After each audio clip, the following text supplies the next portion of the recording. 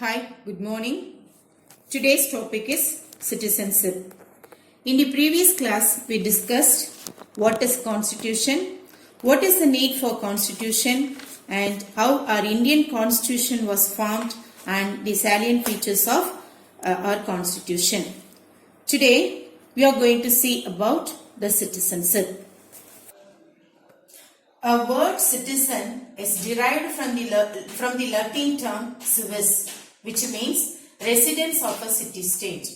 A word citizen derived from the Latin word civis, which means residents of a city-state.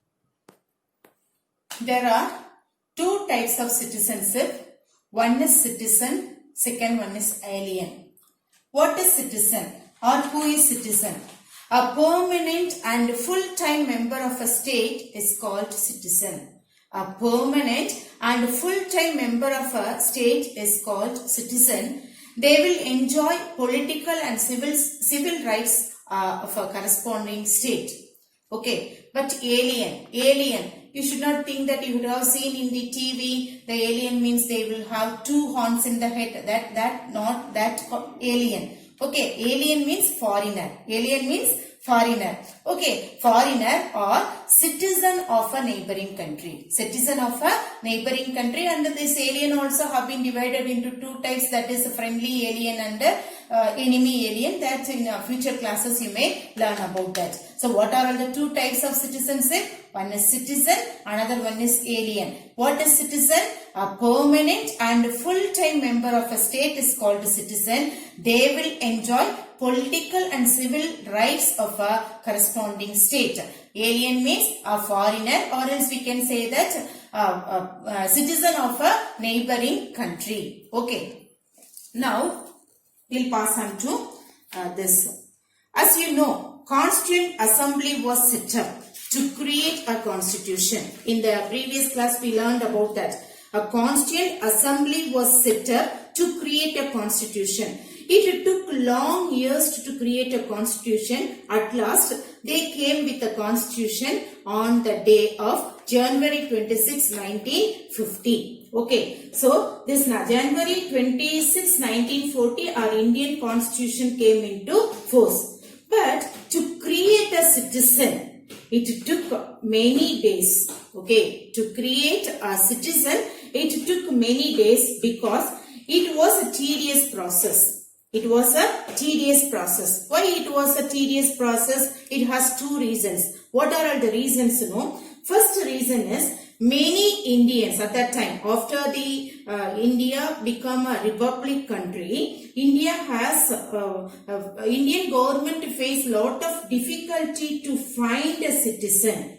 Okay, to identify a citizen, it has so that only I am saying that it is a tedious process. I told that. What it has two reasons for the tedious process. The first one is some people. That means many Indians, okay, residing in some other countries. That means our Indian people, they live in Pakistan or in Bangladesh or in Nepal. So many Indians residing in some other countries and some other country people, they are residing in our land. For example, that is one reason. Second reason, due to the partition of India. Due to the partition of India, you see that some of the Muslims, they will be residing in India. They want to move to Pakistan. Okay. And some of the Hindus, they may be residing in Pakistan. They plan to come to India. So, this is very difficult for the government to identify those who are going out, those who are coming in. Okay, so finally they came with the article 5 to 11 that it was included in the constitution. This article 5 to 11, okay, come under the citizenship to identify who all the citizens at the time of the constitution in force, at the time of constitution into force. So finally, article 5 to 11, which was included in our constitution, this article 5 to 11 covered under a citizenship to identify who all citizens at the time of the constitution came into force. In which year the constitution came into force? January 26, 1950. So this citizenship was created to identify who all the citizens at the time of constitution came into force. See, the article 5 to 11 under part 2 of the constitution, it deals with the citizenship. Article 5 to 11 under part 2 of the constitution deals with the citizenship. Okay, this article 11, it gives entire authority to the parliament to frame a law. Which article empower the parliament? Article 11, it gives entire authority to the parliament to frame a law, to enact law at anywhere, at any time.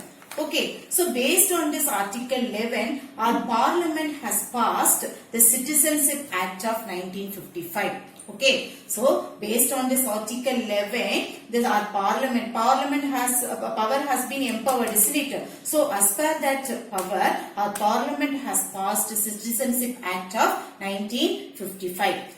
This act, the Citizenship Act, provides for acquisition of citizenship and for the loss of citizenship. The parliament has the power to include any citizens or else it exclude any citizenship from India. That is the power it was given to the parliament by the article 11.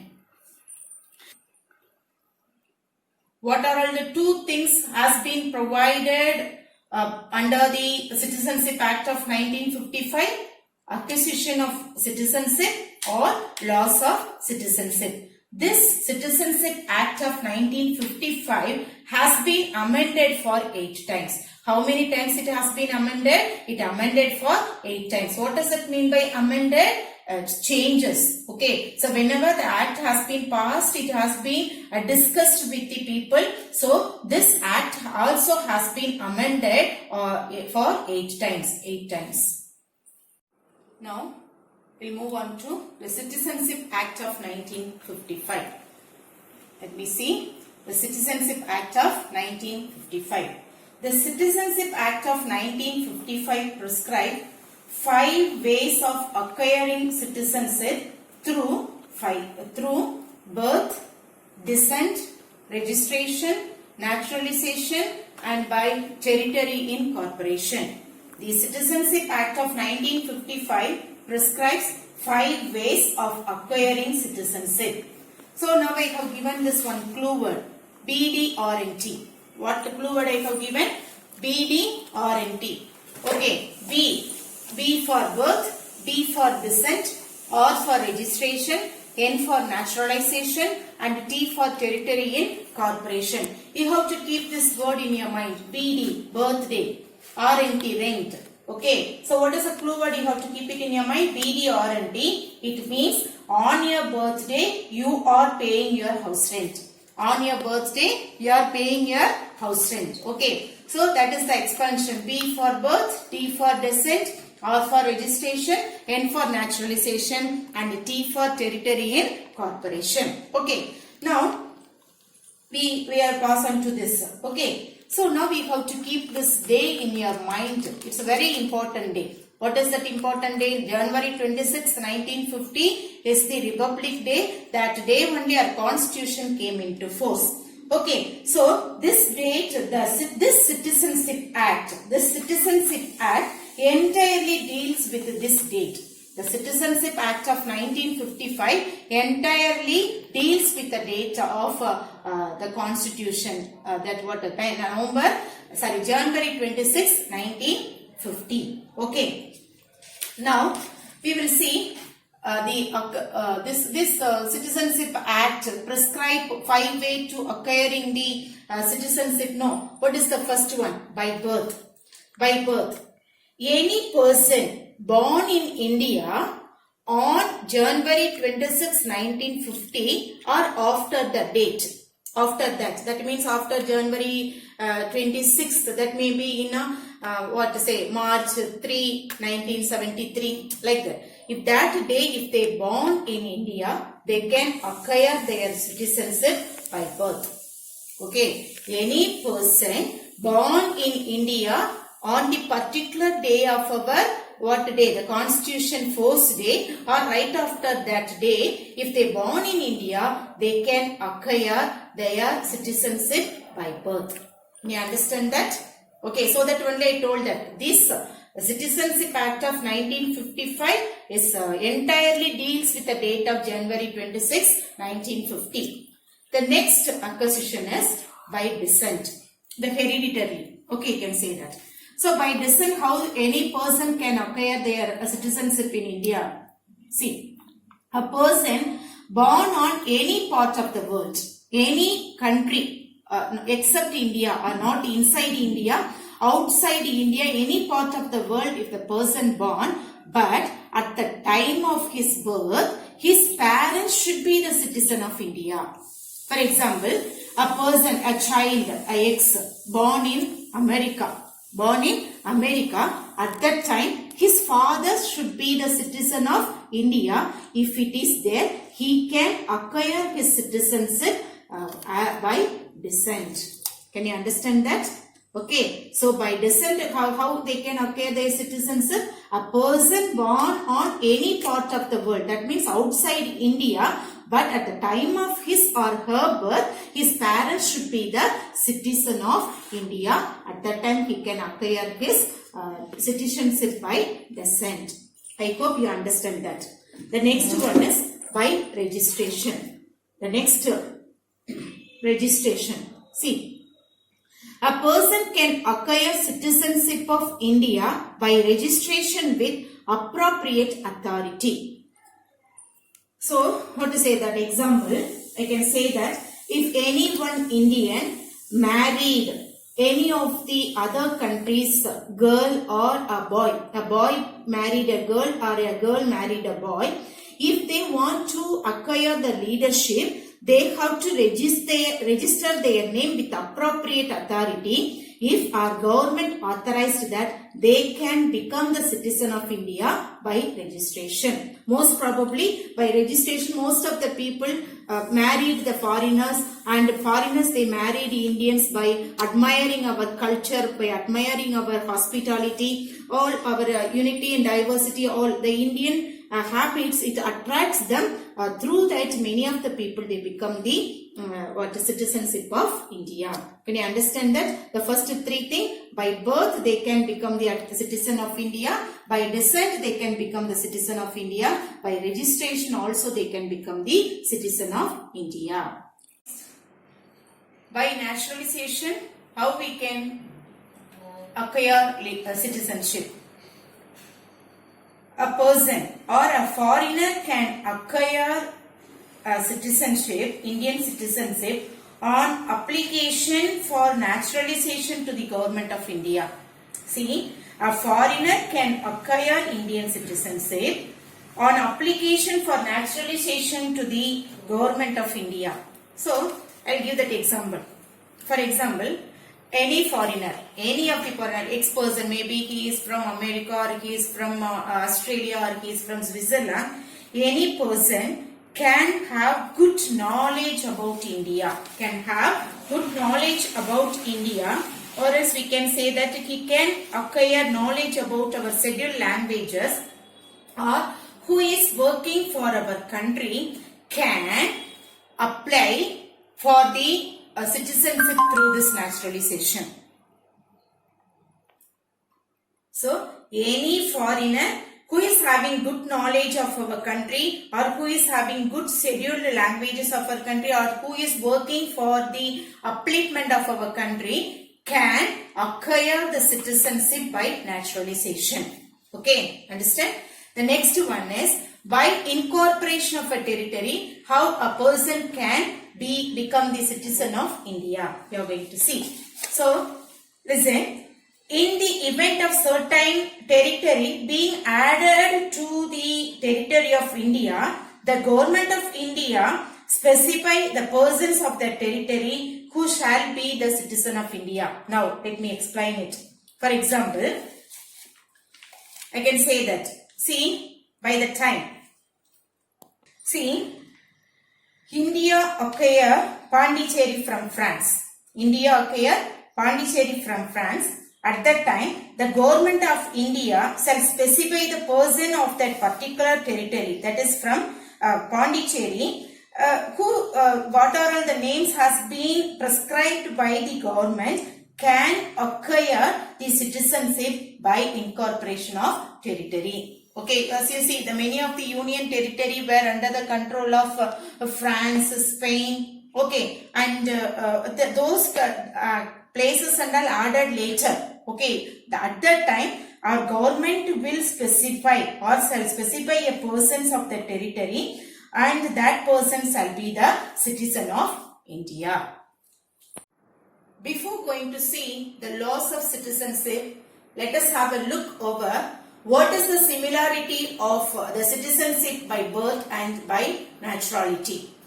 Both they can be the contestant of any kind of election, even they can be the president of India. That similarity they have. By birth, what is by birth? How they can acquire citizenship? If any person born outside of India, if at the same time the parent should be the citizen of India, through that he can acquire his citizenship. Okay. By naturalization, if any particular foreigner can have good knowledge of India, or if he is working for the development of India, by registration or by naturalization he can be the citizen of India. But both the people can be the contestant of any kind of election, even they can be the president of India. In any other country this possibility is not there, because our constitution provides single citizenship. So by using the single citizenship, they can be the president of India even itself. Okay. And now we are going to see the laws of citizenship. Okay. And laws of citizenship. So you have to remember the clue word. Okay. RTD. Retired RTD. And what is the clue word I have given for you to keep it in your mind when we are seeing about the acquiring citizenship? That BDRNT. I have given that clue word. What is BDRNT? On your birthday, you are paying house rent. Okay, if you keep it that, automatically that observe this, you can expand that. Okay, the same how RTD is the clue word I have given that. R is for renunciation, T for termination, and D for deprivation. Okay, now we are going to see about renunciation. What does it mean by renunciation? Renunciation means give up.